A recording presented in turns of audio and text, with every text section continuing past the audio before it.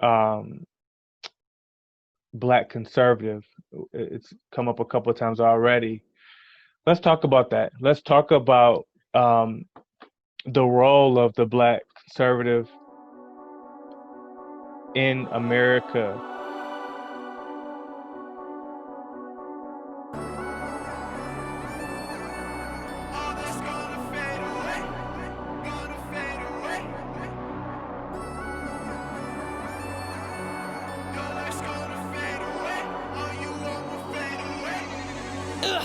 What drives an insecure dude? Foreign cars are driving a mini coupe. Mini coupe. Pretty ladies all over the city. Let me adjust the body. No, let me adjust the body. We selling out. Sex drives for the dudes' hormones. Hey, Talk love don't mean the about same no more. We used to be a the miracle. Now it's role something of the unbearable. black Coming from the umbilical conservative life, giving a cynical. And I don't wanna die in right now. I just America. wanna live You my life. are Live my life. a black conservative, and D, I'll start with you. With that, are you Uncle Tom? If you are a black conservative, In the manner in which we're experiencing them, yes. Um, it's not because I have some conservative views. I'm a Second Amendment guy. I'm a pro life guy, but whole life. Um, so I do have some conservative views, but to be a staunch conservative on every issue does not allow you to welcome or stay within your black culture. It forces you to jettison your culture and to assimilate. And then when you assimilate, you start to actually attack your culture. That's cross genre in the church, in the world, on the job, no matter where you are. So when we had these other conversations in another group, we had one individual push back against everything we said regarding the harm to black dignity. And it was another black man who would consider himself theologically conservative, although I could actually prove textually that he was wrong. But anyway, that's neither here nor there. The assimilation of the people who call themselves conservative across the board forces them to fit right into that role. So they fit it by definition. I have a quote from Dr. McCauley. He said, "There's a well worn path of black affirmation in white conservative spaces if one is willing to denigrate theology and the black church." Full stop. You can plug in any kind of workspace, any kind of walk of life you want, and that will apply. That will apply. It's not it's not stuck. It's not stuck just to that. And if you look at the origins of this black conservatism in a way, it came during the Reagan era when when he's flaunting these dog whistle politics and these anti-civil rights policies. It's crazy that was the breeding ground for this black conservatism that we're seeing right now. So you see your Candace Owens, and you see comments from guys like Terry Crews, who I don't know what he is specifically, but they fall into this category where the only time you can hear their voice is to oppose something that's a black view. So because of when they decide to speak and how they decide to speak, you can't define them as anything else. And quite often they have forced themselves into white culture. And then a lot of times when they wake up, if they wake up, they realize that they're by themselves and that their surrounding people don't really like them. They're like the person that they've pretended to be if they ever wake up. where do because I think generally speaking, by nature, black folks have a lot of conservative views in some ways. Um, how did we get to the point where black equals sort of liberal and black equals sort of this the democratic standpoint? You want to jump in, Mark? Yeah, I think that I feel like it reminds me. Isn't the card game where you switch the cards around and you try to figure out which card it is, which the Three item is? card A three Molly. card money, right? Isn't that what it's called? Yeah, Yeah. Okay. Monty. Yeah, Monty. Yeah. Yeah. So, so three card Monte. I feel as if almost basically with two parties that is what has happened in terms of blacks trying to figure out which party they should vote for. And originally, when we go back to um, 1860s with Abraham Lincoln, and it was essentially obviously vote, emancipation versus the other side was saying reinstate white rule. That was their terminology. We literally want to reinstate white rule, which we could then we could almost look at make America great again. It has a similar ring to it, but I digress. But so it's almost as if blacks have existed in this space of trying to figure out where we have to vote, or which party to vote for, never really being able to vote for someone who has our best interests in mind, but the least racist, or as you've heard it say, the lesser of two evils. So then again, in the earliest 20th century, it was basically, we gonna vote for who's not lynching, right? Not necessarily good policies for us, you know what I'm saying, but just basic. Oh, well, are you not lynching? Yeah, I'll vote for that. I'll vote for you not hanging me from a tree. And then even in the 30s and 40s, it was about economic reform, but a lot of times it had to do with businesses, and there were some times where it could almost indirectly affect us. And so again, there has been that transition, especially through the 60s, 70s, 80s, where the Democratic Party has kind of shifted, and so they had become more progressive with FDR and stuff like that. And so it's again that kind of three card Monty, where we kind of found ourselves in one space and then eventually found ourselves in another space. And I think a lot of blacks feel like it's the lesser of two evils, in terms of, well, if it's the Republican Party, they feel like, well, it's kind of upfront that we don't necessarily like you. But if it's the Democratic Party, then it's like, we like you, but we may not come through on any of the stuff that we say we gonna do. So once again, I think there has just been a progression through history where the parties have kind of switched, or more so, the parties have switched, but also blacks have tried to have switched as well, in order to stay, I don't want to say stay relevant, but they've tried to adjust to trying to figure out, once again, who's the lesser of two evils, because neither of these parties really is in favor of us. Wow. Okay. Ezra, please jump in and piggyback on. I'm sure you got a few things to add. Well, I would agree with Dion in the terminology of it, because I think all of us, particularly us who came from baby boomers, and some of us, our parents are silent years.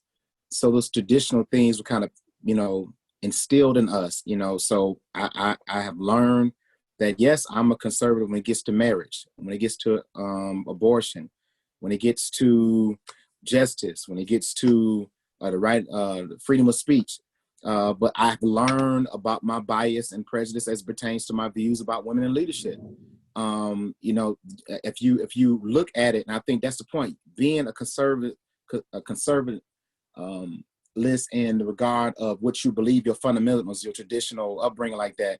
If it allows you to divorce your truth, then your bias and your racism and your prejudice, because you have to align with a particular party, whatever, and you just divorce your own consciousness, whatever, I think is a whole nother conversation. And that's what we're seeing, and that's what we're watching right now. before us, whatever. All of us may have some different views about things, but that's why I always say all the time, there's still a black and a white. You can play in gray all day long. I want a white shirt. I want black pants. I don't want a dingy shirt, and some ashy pants. I want to make sure it's clear on both ends what I have. And as long as we play in that place and we allow our contemporary views and stuff to endorse it, we become hypocrites ourselves, right?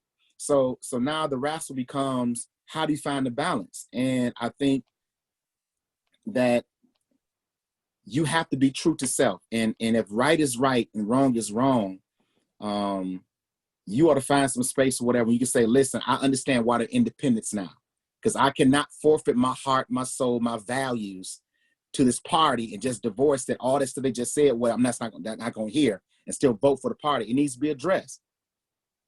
Prime example, we watched this issue of how the black conservative came in place in the first place, because they shifted from traditional views of being core and we believe as being Republicans. When we went to the polls and we marched and we watched Dr. King in 1955, he was a Republican, right? We saw the shift in the 60s when we started the civil rights movement, and we made that big thrust because they was addressing black issues, right? But now ourselves, we are disconnected from even voting. Nothing seems to give us any drive. And so when we hear people talk about even presenting a black agenda, people are like, well, if they ain't hearing us, we ain't gonna vote. Like, you missing the whole transition of what your movement was all about to get to this point. No one is trying to even in line, as Mark said, with the issues of what we're facing. Everyone is clear on right, left, LGBT, etc. But you mention black and they check out. And that's what we hear the rhetoric now of Mr. Daniel Cameron, the words in which he said on yesterday in his remarks to exempt the life of this black woman. He's given the rhetoric and views of the far side of expectation, because now he's conscienceless. Now he has no soul. His allegiance is to his party. And that's how we find these evils and we're facing. I don't know, man. I think that it's disgusting. It's discouraging. And many of us, if we're not careful, we'll fall into some of the same pockets as well, not being clear on our values, on our own consciousness. And it being okay to sort of change or to oppose the party, right? They talk about it a lot with the Republican Party staying on code, right? And it's like, it doesn't matter if I don't agree with it. I'm a Republican, and I'm going to sort of stay on code. Exactly. Go yes, ahead. Sir. Go ahead, Cap. So it's my point. So we was raised, even if we didn't believe it, you can be the president. You can be whatever you want to be. And now we really see you can be, because you don't have to have integrity. You have to be faithful to your wife. You can be a rapist. You can be a extortionist. You can be a blatant liar. You can steal from the government. You can set the vote. And as long as I'm in your party, I'll turn my eye away from all that stuff that I'm teaching my own kids in my own home, because I'm Republican because of the values and the principles they stand for. But we have a president that represents our party that has no connection to any things I just listed, whatever, and I close my mouth. And I act as if you should have an opinion and you should acknowledge that I'm a hypocrite. And whenever that man leave the office, wait how bad they talk about him. Well, I mean, like they never even, like they didn't support him. Yeah, right. Like right now, Dr. King is the best thing to slice bread, and when he died, he was going to lose his mind because we had turned on him. Black America did, black preachers did, black churches did, right? But he did. Why? That was our hero. Why? I think because true prophets are always hated. True messengers always get killed. That's why you can always find one you can buy, right?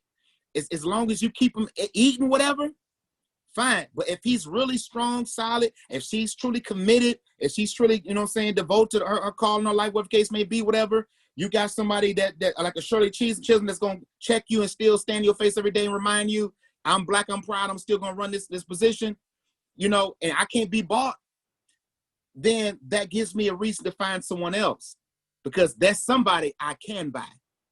So if we can't buy him, you got to kill him. We turned our back on King because we let the people who was opposing King buy us. Wesley, anything that you want to add as it relates to this topic? Yeah, I think when one thing like, and people can do their own research on their own time. When you look at being conservative as a black person, you can even go back as far as like Booker T. Washington. You know the story behind him. You know, there were some things that he was doing in public, speaking on behalf of like black businesses, started a college and everything. But there was a lot of private things that he was doing, challenging segregation and things because it was not benefiting him. And so there's a lot of like belief systems in regards to black conservatives. They trying to train and they're fighting for freedom and free markets and limited government and all of this stuff.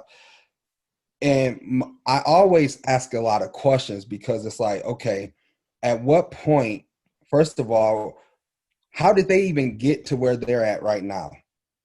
Their platform that they're standing on, they're being bought and they're so blind that they can't even see it. So, for example, how they talk about President Obama. What did he do for the black community? What did he do for the hood and all of those things? He's a Democrat. Well, what did all the other Republican presidents do for the hood? They still say stayed the same, but they don't speak on that. But they will say we're fighting for principle. Donald J. Trump is the man and behind it, but yet this man is telling the United States of America that the alt-right people are good people. These are people that's killing us, and you up here voting for him and saying he's the man for us, but he's actually against you. And also acknowledging people that hate black people, but yet you're saying, oh, he's going after policy. How so? And the platform you're being used, but they're so blinded. Okay, let me close this real quick. Cognitive dissonance. What is it?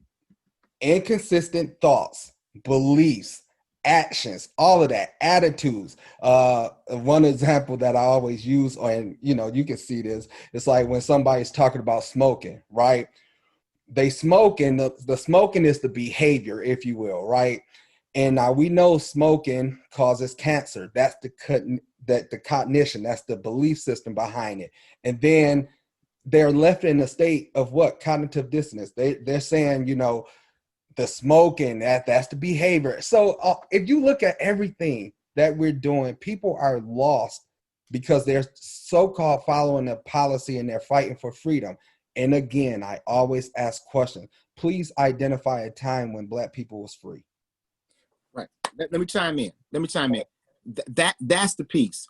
You are aligning yourself as a conservative of being a traditionalist, of being patriotic, of being a person of faith, of being socially, like you have went to school to get a full degree to be ignorant. Now, old school would say educated fool, right? You know, and how you have got this position, you know how you made that place, whatever, and you divorced the whole struggle and everyone else who have built that ladder for you to get there, and you chop it down because Mr. Charlie said that I'm gonna pay you some amount of money, put you in the corner and make you the token. And you like, well, I made it to the top.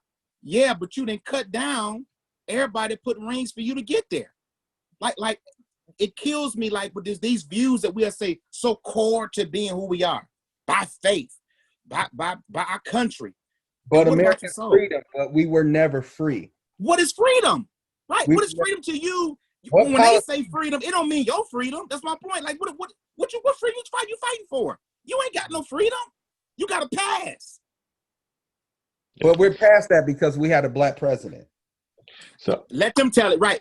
We gave you Yeah, a black president, and he didn't do what he needed to do for y'all. yeah. What? so the Republican Party talks about being the party of Lincoln. Correct me if I'm wrong. The Republicans at the time were the more liberal party. So it appears to me that the thing that's been consistent is whatever this conservative piece is, has always been on the side of oppression. You Yes, you sir. you talked about Ezra. You talked about um, Dr. King being a Republican in the 50s. Yeah.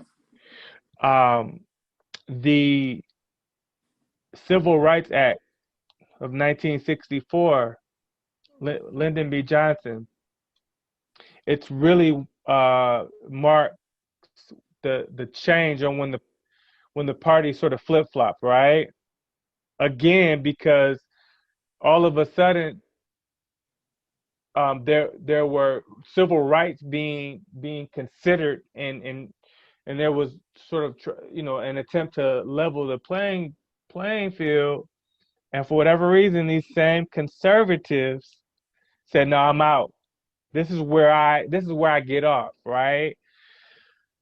um we've talked about success, right? We've talked about the perceived Uncle Tom and the conservative, and when you see a little success and sort of the pull that it has on a successful black person, right?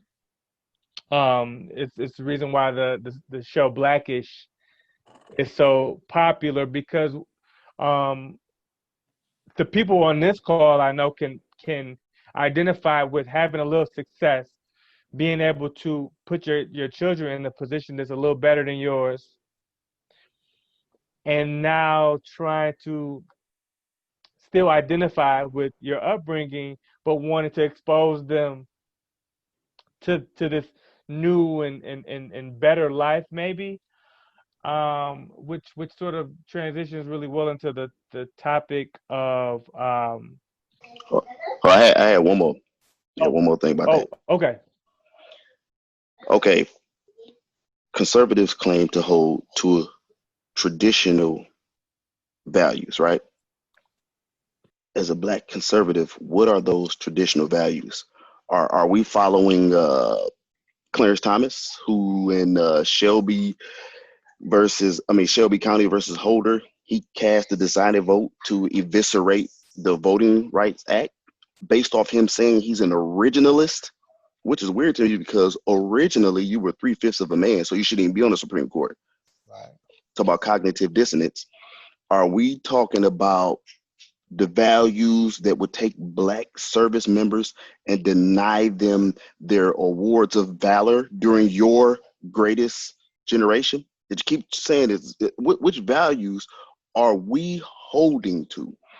Are we talking about theological values that will rip Ephesians 6 and 5 out of its context to justify slavery, while ignoring 1 Timothy 1 and 10, saying that slaveholders are contrary to sound doctrine? Which values are you holding to traditionally as a black conservative? What are they? I understand fiscal responsibility. I understand being pro-life. I understand not wanting your Second Amendments bothered. By the way, it's always been a myth because they I remember when they said I was down here in Louisiana when they said Obama's gonna come get your guns. He never attempted to. Yet and still, these fools down here bought up all the guns and bought up all the ammos and drove up the prices for themselves like some idiots. But anyway, that's neither here nor there. What traditional values are you beholding to where you're staunchly conservative on every issue as a black person in America? D, They're not there. can I add this? And Please, yeah. Pastor, you can take it from here. It's not a value. It's no value that they're holding on to. I would like to present they're holding on to a narrative. They're holding on to something that was passed on to. It's not a value because a narrative can be easily bought into. You present it the right way. Somebody asked, like, why was the switch? At what point Republicans they were first of all liberal, then they became conservative. Why? Because the narrative behind it. Why did Dr.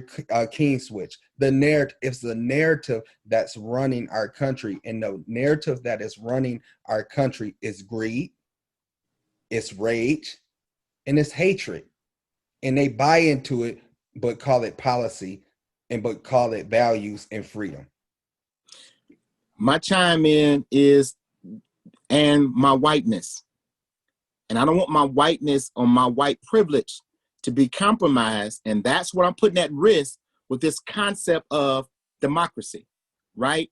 You know, I've worked. I don't want to lose what I have, lose what I have obtained, lose what I've taken from you, what I made off of your back.